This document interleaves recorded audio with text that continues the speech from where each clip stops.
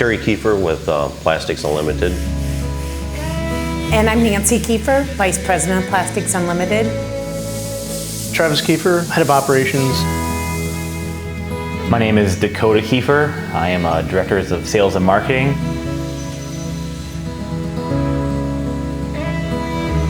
We're an OEM manufacturer for plastics.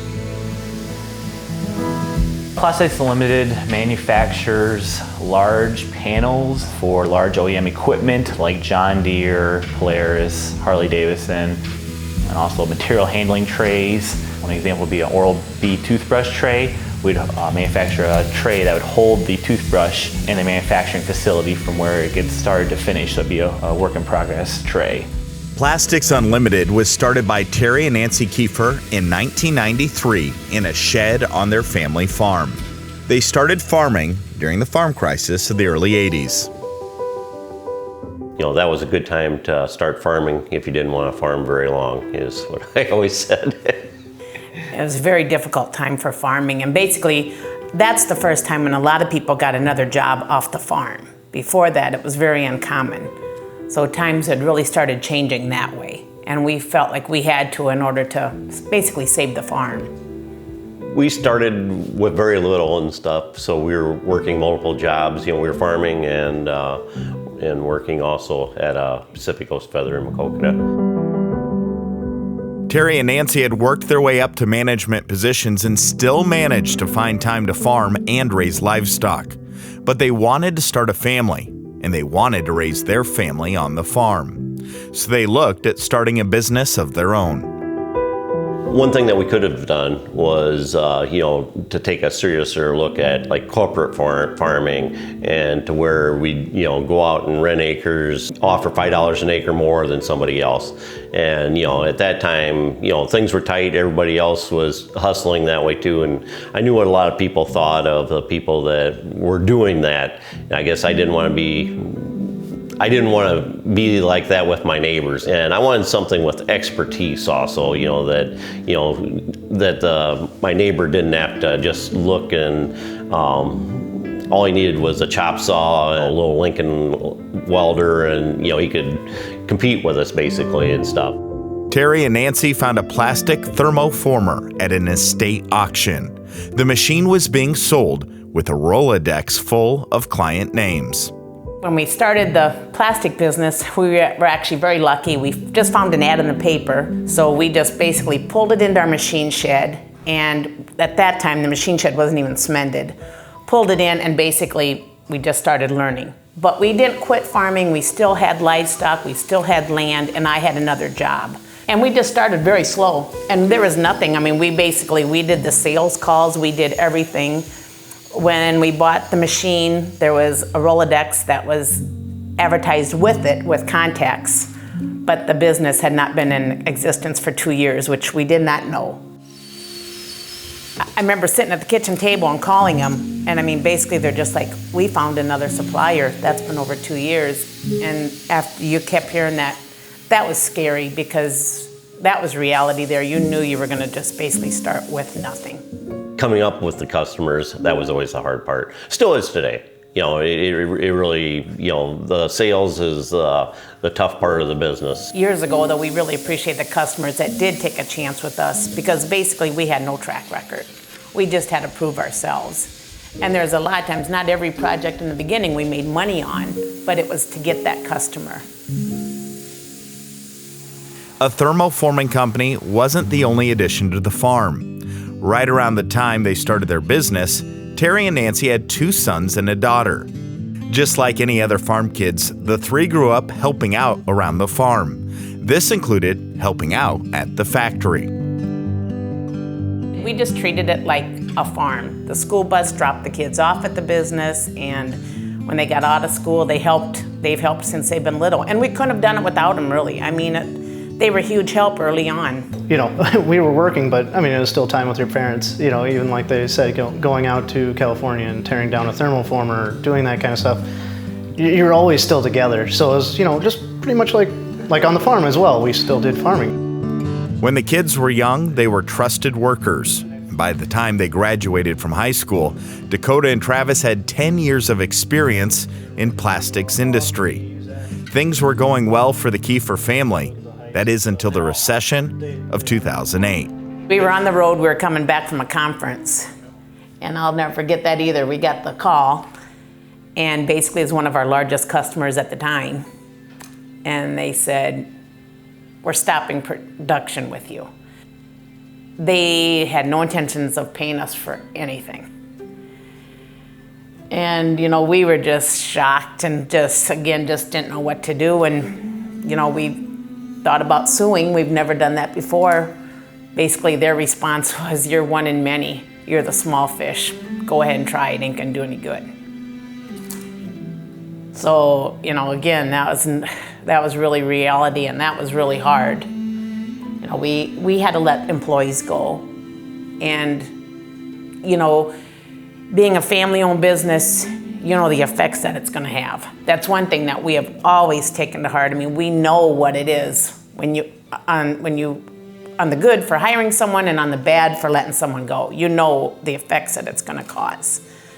And that's always been a big burden to us. I think we've probably taken a lot more personal than most people do. Again, we started it and we knew what it was like, and we've been on the other side too, where we've worked for someone else too. So we know, we've seen and experienced everything. So that was hard, and we knew it was gonna be coming. We didn't know what to do about it. Nobody else, had any intentions on buying, starting a new project. A lot of the new projects that you were in on and working on and stuff like that, kind of came to a screeching halt. Trying to come up with the new sales at that point in time was really tough. It was the farm crisis in the industry. We've been through the farm crisis, and now it was coming to the industries. And it was just try to, basically manage through it, just survival. It was pretty scary for me. I was just at Iowa State first year, and then you're trying to get through engineering, and then they're kind of like, can we hang this out? How long is this thing going to last? There wasn't many other options at that time. Again, just go out and find new work. Everyone was looking so hard for it. They definitely care about everybody here. We're a lot of family and a lot of friends are here. I mean, you can't just pack up and go home. You have to make this work. Instead of giving up, they look to diversify their customer base. We tried to get any kind of work that we could do. We tried to broaden our customer base. We did go to different conferences. We tried to do a lot more other than ag, because we thought that might have a better potential. And we did grow from there. A lot of industries in reality, fluctuate, whether it's a trucking industry, they have their ups and downs just like the economy does, or, there's just a lot of industries. If you go into the RV industry, it's notorious for up and down, and, it's gonna follow what the national economy is doing relatively. So, getting spread out into other industries, and, we've done that now to where, we're actually into aerospace, so we're moving into transportation. So I think that we're on the right course of continued growth. Travis and Dakota have graduated from college and are back working for the family business. They are helping push the company forward.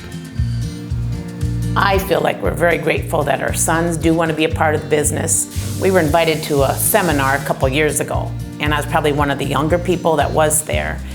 And it was about succession planning.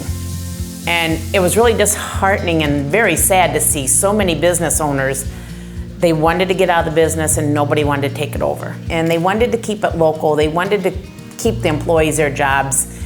And it just wasn't there. And the people putting on the seminar too, there were no good answers. So we've been very grateful. Plastics Unlimited started with a used thermoformer and an obsolete Rolodex. Today, it's a major plastics manufacturer holding several patents in structural panels. It all started with a husband and wife wanting to raise their family the best way they knew how, on the family farm. I have no idea how they did it. It was amazing that they could pull this all together, and even with the training that I've gotten and growing up in this, I still feel that they're better at it than I am. It's amazing how they could, from farmers, be able to put this all together and continue to grow. It's awesome. They knew nothing when they got started about the thermoforming process, and then they went to a different process of urethanes, and the same thing again. They knew very little to nothing of it, and then they went to fiberglass. Just keep taking the steps. A lot of courage, a lot of determination, something to definitely be proud about.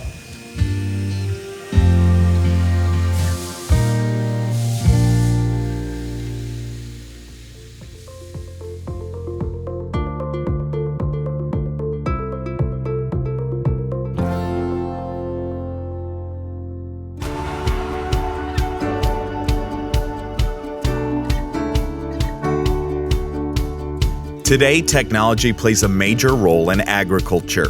But as it is with technology in any industry, users need support.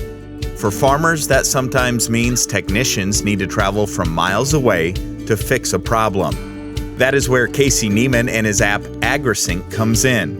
It connects consultants and farmers together to quickly solve problems. So if we think about kind of our core customer base, again, they are typically the ag experts that are inside of an ag equipment dealership or inside of a co-op or inside of a precision ag agronomy type service. These are the people that every farmer has historically had on speed dial. And when they had a problem with their crop, when they had a problem with their monitor, when they had a problem with their planter setting, they would call this person and say, hey, drive out here, Brad. I know it's 50 miles, but drive out here and push these 2 buttons and get me back up and running. So what we do is we solve that by allowing that farmer and that advisor to connect live via video. So in a video service where I can see exactly what the farmer sees, and instead of a 2-hour trip to the farm that might have cost me $500 or $600, now that ag expert can solve it typically in a 5 to 7 minute live video support session through Agrisync, and get the farmer back up and running quickly, and they can move on to the next part of their day. Casey didn't just develop Agrisync to make money. It started with a passion for both agriculture and technology. So grew up on a farm in Kansas, went to Kansas State, majored in agriculture, always thought I would be in the ag space. When I left Kansas State, I went to work for what is now Syngenta. I was in the agronomy space there. And then a couple years in, I bumped into a person from Microsoft who was also a farm kid from Ashland, Nebraska. And a couple weeks later, I found that I was at Microsoft, and a bit of a fish out of water because I was a farm kid at heart. And as part of that, moved to Iowa. And we've been here, my wife and 3 kids have been here in Iowa for, almost 18 years now. Casey worked at Microsoft for 14 years. While he loved his job there, he kept thinking about agriculture and how the technologies he was working with at Microsoft could be applied to it. While I was there, I saw that there was now the barriers to entry to create new ideas, to create new businesses, was dramatically changing with the advent of cloud computing. And certainly I was looking at that landscape thinking, wow, there's a lot of opportunity here to create new businesses in agriculture that are cloud-based. And again, had ideas around data, around drones. And then, oh, by the way, we had this customer service communication idea, probably the least sexy of the ideas, right? It wasn't as shiny as the other ones on the outside. But the reality of it was there was a need. There was a problem that it was addressing. And we looked around the landscape and started interviewing customers and asking them about their pains in terms of support and communication. We realized, hey, this is a pretty big problem that nobody's solving right now. Casey had a good idea, but leaving a good paying, steady job to enter the unsure world of entrepreneurship was scary. And I recall the trip that I was on with my wife when we mutually decided that we were going to choose courage over comfort. There's plenty of opportunities to stay in a comfortable position, to continue kind of doing what is a good and great job that I had at Microsoft. But I also constantly kind of had this itch that I wanted to build something, that I wanted to do something and make an impact. And I saw that, there was a narrowing window of opportunity. I'm not 25 and in a hoodie like a lot of startups. I got 3 kids and a mortgage and all these other things that as adults we have to take into consideration when you're going to start building a new business. Again, was very blessed to first and foremost have a supportive wife that was for me, scratching this itch of entrepreneurism, and that was supportive of that and has recognized and felt the sacrifices it takes to start a new business. Casey quickly realized that he would need more than just the support of his family. He would need help running the business. In my case, I realized very quickly that I understood a lot about technology and about sales, but there were a lot of things that I didn't know about business, about finance, about legal.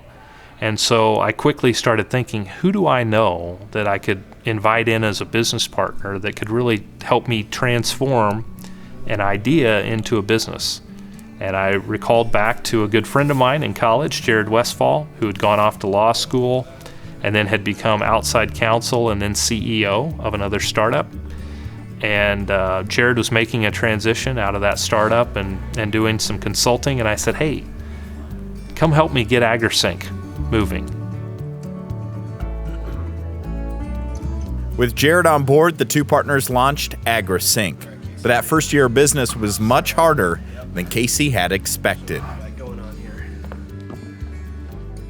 Yeah, so keep in mind, for 14 years, I'd been, sharing with other Fortune 500 companies how to build great software, using Microsoft tools. So my perception from the outside was this is going to be easy.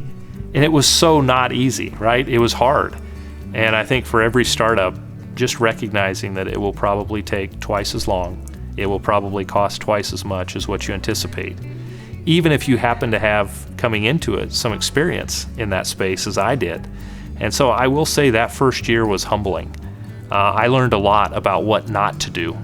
And at the end of that first year, I had a list of 3 or 4 things I knew and a much longer list of things that I did not understand and I needed to get educated on, needed to ask for help. Hey, Sadir, how are you?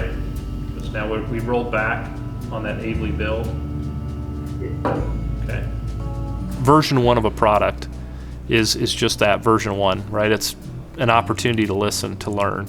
And I think for us, we were trying to really focus in on what are the key things that we need to do next. Scalability of the cloud was easy. Scalability of our team was hard because you were both managing development, you were managing sales, and you were also support. And so now eventually we have brought on folks to help with customer success and onboarding and additional sales resources. But in the early days, you're going to wear a lot of hats.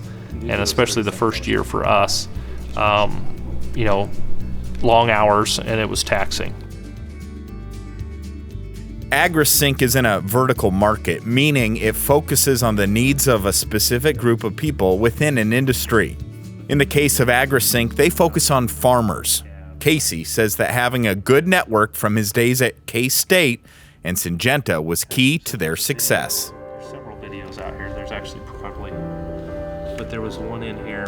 Having that network, if you're in a vertical focus, as we are in agriculture, is super important. Because a lot of companies, that first meeting for an entrepreneur is tough to get.